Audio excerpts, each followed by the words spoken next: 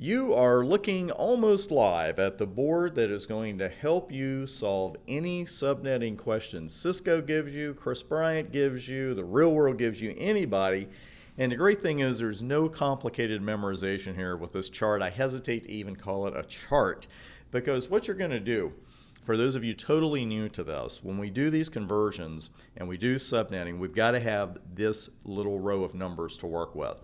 And if this is totally new to you, instead of trying to memorize it from left to right, I tell you what helped me when I started with it is I started at the right-hand side and just doubled the number 7 times.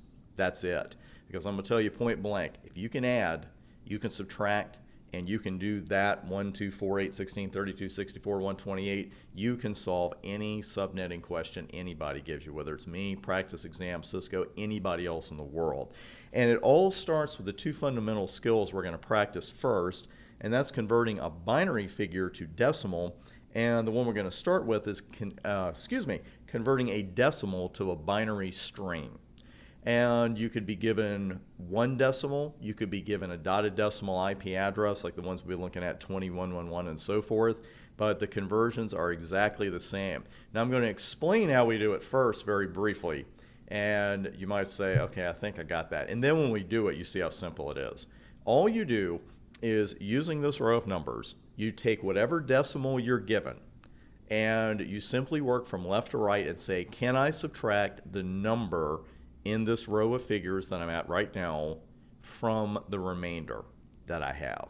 See, I told you, when you explain it, when you say it verbally, or even some of the books I've read over the years on subnetting, and it's like, wow, I knew what I was doing and I wasn't sure I understood what they meant. But this is how crystal clear it's going to be for you. Let's do it.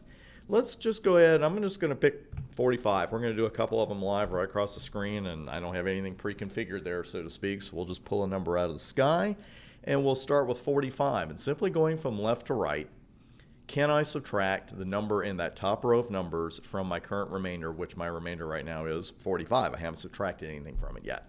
So can I subtract 128 from 45? And of course, the assumption here is we will not end up with a negative number. Okay, but I'm not going to say without being a negative number 8 times every row we do. You'll get tired of hearing it. So can I subtract 128 from 45? Absolutely not. Can't even think about doing it, so I'm going to put a 0 there. There are 0 units of 128 in 45 if you want to get that way about it, which is fine. 64. Can I subtract 64 from 45? No, can't do it. Put a 0 there. See, it's easy. And we haven't even gotten to the ones where we can't do it yet. But here we go, 32. Can I subtract 32 from 45? Absolutely, yes I can. I can do it once. And tell you what, we'll go ahead without doing it on the board here. We can keep up with that. 45 minus 32, what is that? It's 13. So I would simply say, can I now subtract 16 from 13? No, I can't. So I'm going to put a 0 there. Can I subtract 8 from my current remainder, which is 13? Sure I can. So I'm going to put a 1 there, and then it's 13 minus 8, and that equals 5. Can I subtract 4 from 5? Sure I can. So I'm going to put a 1 there. Now I'm going to subtract 4 from 5, and that leaves 1. So I can't subtract 2 from 1, so I put a 0 there. I can subtract 1 from 1, and that's it. And you'll also know here at the end, I do have a remainder at the end of this of 0. You've always got to have that. 2 things to watch out for. First off, if you do this and you have a remainder at the end, you subtract 1 from it and you say, okay, I got 5 left over. You've done something wrong, and you got to go back because your remainder will always be 0 when you go across the row. Also, notice there's a pattern here, right? 0s and 1s. There are no 2s. If you put a 2 in here, you've reinvented binary, and we'd rather you not do that because it's working pretty well right now.